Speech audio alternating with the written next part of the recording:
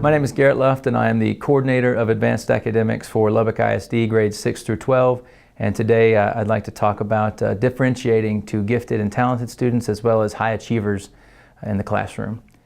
Imagine a kid who is lazy in your mind. Imagine a kid who might seem completely disinterested in everything that's going on in your classroom. Imagine a kid that might even be somewhat disrespectful and disruptive in your classroom.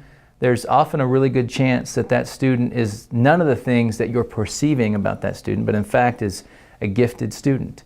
In fact, many of the things that we see in gifted and talented students are evidence of the fact that they are sometimes disruptive, and sometimes disinterested, and even sometimes potentially they have emotional issues or will display sensitivity that doesn't seem to make sense or seems out of place. These are all signals of a gifted and talented student.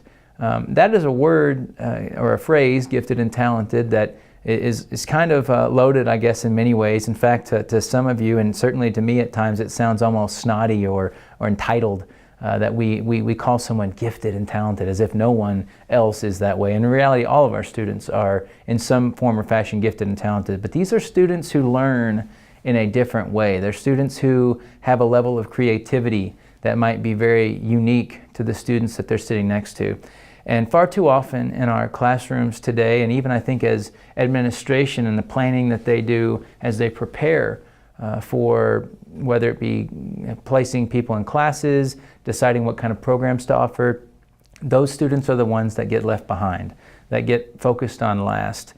In the day of standardized testing that we live in today, where scores determine the accountability of the entire campus, of an entire district, and there's so much pressure to have every kid pass, so much of our attention gets focused on our bubble kids down to our strugglers who really have to be taught really, really hard and given a whole lot of time and attention by the teachers in a classroom to make sure that they're ready. We kind of forego the attention that's needed also for those high-end kids. And in a position like mine as a coordinator of advanced academics, I'm charged with making sure that our students have the highest PSAT scores and SAT scores, and that they're passing AP exams, and that they're basically doing all the things that will make them very much college ready and high-achieving students as they move forward. That can be an uphill battle sometimes when I know that in certain classrooms and in many classrooms and many campuses even, a lot of the attention is given to everybody but those particular students.